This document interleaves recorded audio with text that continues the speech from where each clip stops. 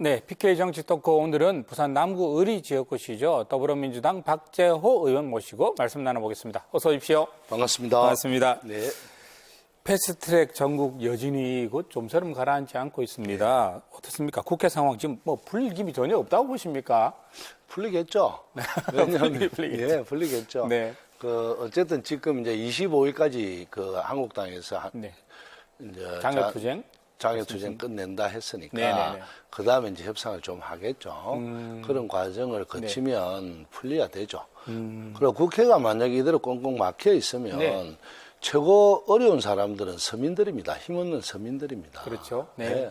국회는 만약에 열리게 되면 관료들이나 또 사법부나 뭐 재벌 질타하고 이러니까 네. 오히려 국회가 안 열리는 걸 누가 바라는지 이런 생각도 저는 가끔 힘 있는 하게 사람들, 권력 있는 사람들이 오히려 국회가 안 열리기를 바랄 수 있다. 당연하죠. 네, 그런 오히려. 이야기시고요. 네, 네. 지금 자유한국당은 패스트트랙 뭐 철회하라 이야기부터 뭐 정식으로 사과하라는 이야기까지 당내에서도 여러 가지 스펙트럼이 있는 것 같습니다. 이 부분은 어떻게 생각하십니까? 그 패스트 트랙은 네. 사과할 문제도 아니고 네. 그걸 처리할 문제도 아닙니다. 이유는 뭐냐 하면 네. 선진화법에 의해서 네. 이 법을 도저히 상임위에서 합의가 안 되고 야의가 안 될 때는 네. 서로 토론이 안 될 때는 패스트트랙에 태우는 겁니다. 네. 태우고 나서도 얼마든지 언론할 수 있고 또 법안이 잘못됐으면 항의하고 고칠 수 있는 네. 과정이거든요. 근데 이것마저도 못하게 한다면 선진화법을 왜 맹글었습니까? 네. 그래서 이거는 제가 볼 때 새누리당 한국당에서 네. 요구할 것이 아니라 국회에 들어와서 네. 정상적인 협상에 의해서 하는 게 민주주의 절차죠. 일종의 논의 과정이 시작된 만큼 이제 들어와야 된다 이런 말씀이시죠? 당연하죠, 이제. 예, 알겠습니다. 그 중에서 지금 뭐 가장 지금 눈에 띄고 또 한국당에서 반대하는 것이 연돈형 비례대표지 않습니까? 그렇죠, 예. 그렇죠. 사실 이게 이 말씀 좀 여쭤봐야겠는데 연돈형 비례대표제면 지역구 줄어들 테고 지금 당장 그 의원님 지역구인 부산 남구 갑을이 지금 통합 1순위가 된다는 이야기가 네. 있는데 지금 상당히 불이익 아닌가요? 불이익이죠. 근데 네. 어쨌든 국가 전체적인 차원에서 네. 자한당도 그때 당시에 그 대통령 선거할 때 다 공수처법을 공약을 했잖아요. 아, 과거에요? 과거에. 네. 그래서 공수처법이라는 게 그동안에 너무 권력이 독점돼 있는 부분 때문에 네. 피해를 보는 사람은 상당히 많습니다. 물론 네. 자기가 직접 당하지 않으면 잘 모르죠. 네. 그래서 이런 문제를 해결하기 위해서 이게 몇십 년의 역사죠. 네. 그래서 누구나 다 어느 정권이 잡아도 이걸 하자 했는데 못 해왔거든요. 지금도 될지 안 될지는 모릅니다. 장담할 수 없는 상황이죠. 없는 상황이죠. 네. 근데 이제 이걸 어쨌든 뭐 올려놨으니까 올리는 과정에서 사실로는 그 지역구 문제 이거가 없었더라면 네. 야 3당도 합의를 안 했겠죠. 그렇겠죠. 야 3당이 원하는 건 연동형 비례대표제를 원했던 연동 거죠. 비례대표가 네. 만약에 돼서 네. 통과가 된다 하면 우리 지역은 줄어들 수밖에 없죠. 네. 그런데 그래도 어쨌든 뭐 큰 목적을 달성한다면 네. 정치인으로서는 뭐 또 어렵지만 힘들게 해봐야죠. 네. 가시밭길을. 해봐야죠. 이때까지 걸어왔는데 뭐 가시밭길. 네. 이거 참, 이 국민들이 굉장히 뭐라 그럽니까? 이거 국민들 가슴에 상처를 주는 이야기들. 예. 정치 막말, 이거 지금 뭐 마치 이 도미노처럼 에스컬레이트 되는 것 같은 생각이 듭니다. 정치하신 지 오래되셨잖아요. 맞습니다. 80년대부터 이게 예. 상도동 시절부터 시작하셨잖아요. 예, 예. 그때도 이랬습니까? 그렇지 않았죠. 그래도 품격은 있었고 네. 말을 좀 은유적으로 이야기를 해도 네. 이런 식으로는 하지 않았습니다. 이거는 어쨌든 일반 국민들이 볼 때 네. 지금은 편가르기 위한 입장이 아닌가 하는 생각을 저는 갖거든요. 네. 그래서 역대 정권에서 있어 왔던 과거를 쭉 보면 네. 최근에 건 한 10년 동안 네. 이런 막말이 너무 범람했어요. 예전에 모셨던 YS 막말 하신 적 있습니까? 없습니다. 그거는 이제 뭐 아까 무슨 누가 닭 모가지는 닭을 그럼 모기를 할 수 없잖아요. 닭 모가지를 비틀어도 그런 말씀을 하셨죠. 예, 그거는 새벽에 온다는 거니까. 그래 막말을 한 일은 YS나 DJ나 뭐 아시다시피 JP도 그런 일은 없었습니다. 네. 근데 이것이 어느 날부터 이제 이념이 네. 선거를 하다 보면 내가 표 많은 일이 무엇일까? 다음에 내가 당선되기 위해서 이 지역에서는 어떤 말을 해야 결집시킬까? 네. 이런 것에 너무 연연하다 보니까 이런 현상이 더 급속도로 빨리 네. 오지 않나 하는 생각을 듭니다. 아, 이거 극복이 가능할까요? 지금요, 대한민국이 사색 당쟁 이런 것 때문에 일제에 넘어갔잖아요. 네. 이 국민이 이래 분열되게 만드는 정치인들은 진짜로 욕을 들어물어야 됩니다. 이거는 있을 수 없습니다. 이래 되면 우리 국가가 안 그래도 경제가 어려운데 여야가 힘을 합쳐서 이 서로 야의가 다를 수는 있죠. 그러니까 극복될 수 있을 거라고 보십니까? 저는 극복할 수 있다고 생각합니다. 어떻게 극복이 왜냐하면 가능하다고 이제 보십니까? 앞으로 네.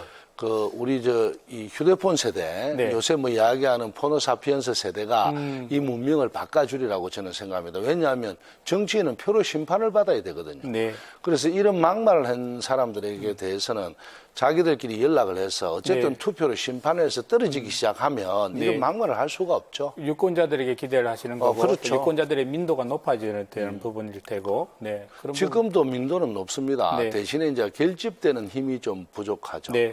그래서 어쨌든 가하면 멸한다고 뭐든지 너무 가하면요 세상은 멸할 수밖에 없는 구조죠. 알겠습니다. 잘못되어 채워진 잔추가 다시 바로 채워지기를 저도 기대해 봅니다.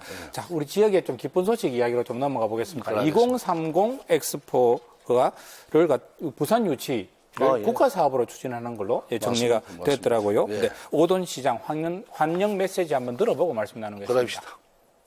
경부선 지하화와 대심도 건설 등 파격적인 지원, 또 부산 대개조 프로젝트에 대한 대통령의 지지서는 또 아세안 특별 정상회의 부산 개최 결정에 이어서 이번에 월드 엑스포 부산 유치 국가 사업의 확정에 이르기까지 문재인 정부는 부산의 획기적인 발전을 위해 전폭적인 지원을 아끼지 않고 있습니다.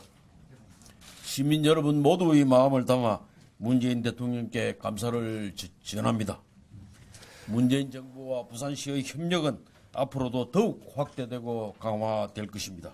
부산 한기항일의 가장 큰 행사 맞죠? 맞습니다. 예. 이거 실제로 조금 전에 오 시장 이야기 하셨듯이 정부 여당하고 정부와 여당이 이렇게 힘을 쓴 결과 당연하죠. 네. 그건 아주 당연한 일이고요. 네, 네. 그리고 이게 유발 효과가 크잖아요. 네. 그런데 이거 유발 효과보다 더 중요한 거는요.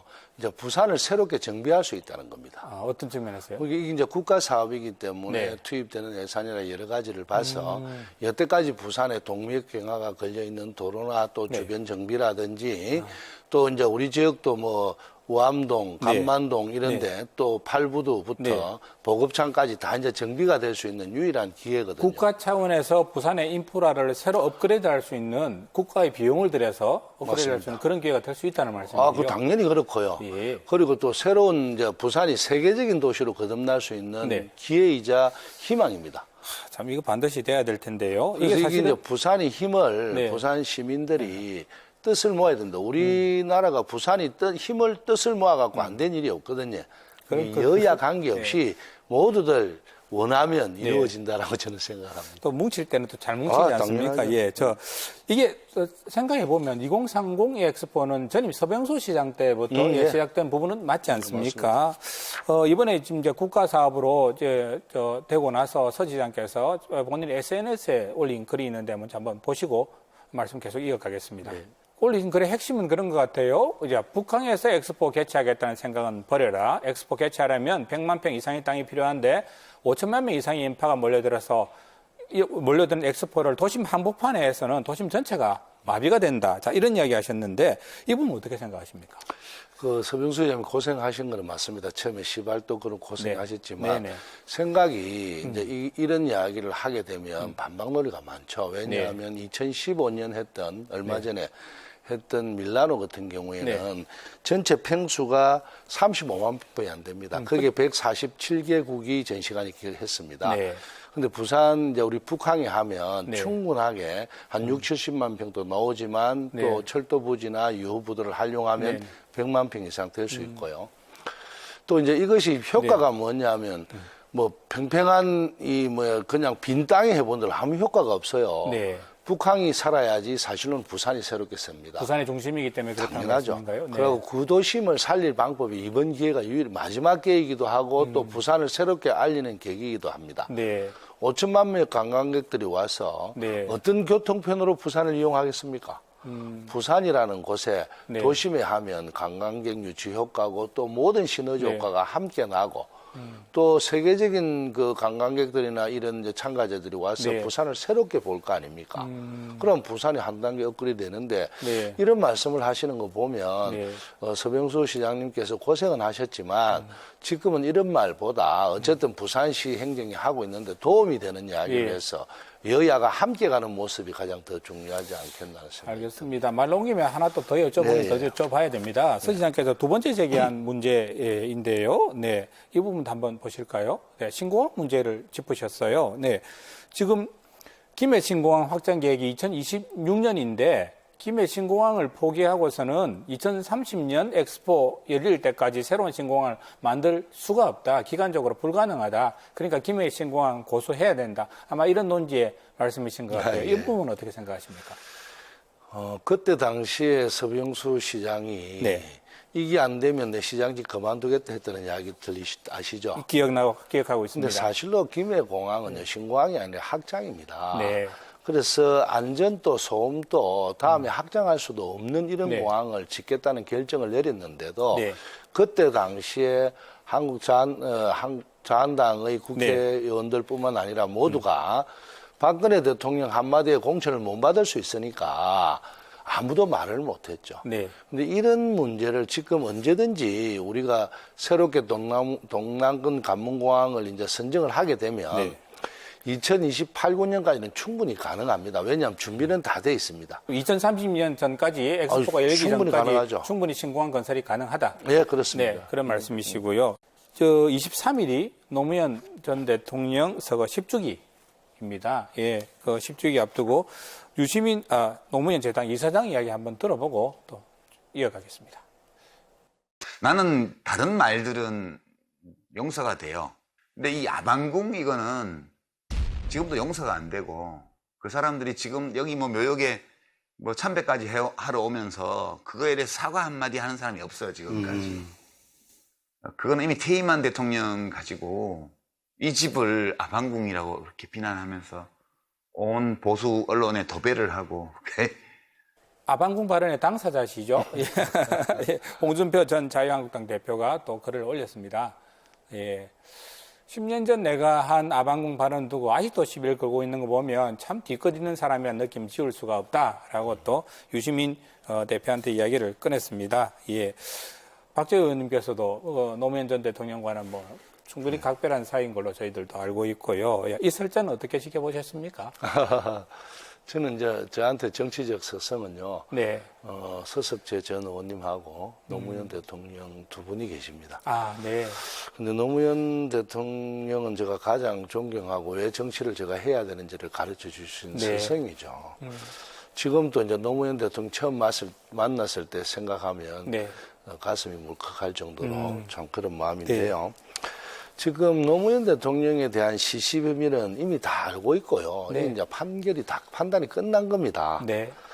그래서 말도 안 되는 이야기를 아방궁이 아니라는 건 이미 뭐 증명된 다 부분이고요. 증명이 됐죠. 네네. 그리고 또 서가기 전에 네.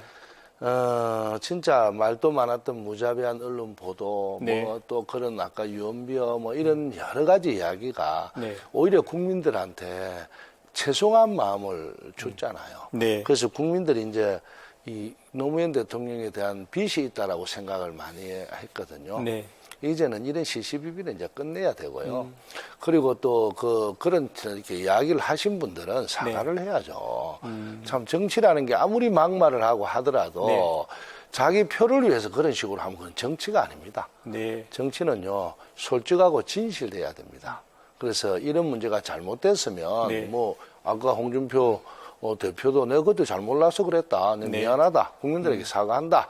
노무현 대통령한테 사과도 있어야 되지만 국민들한테 사과를 해야죠. 그렇게 해야지 제대로 된 정치인의 자세고 맞습니다. 또 맞습니다. 제대로 매듭이 지어질 것이다. 네. 아마 그런 이야기신 것 같고요. 오늘 자리에 임해 주셔서 대단히 고맙습니다. 고맙습니다.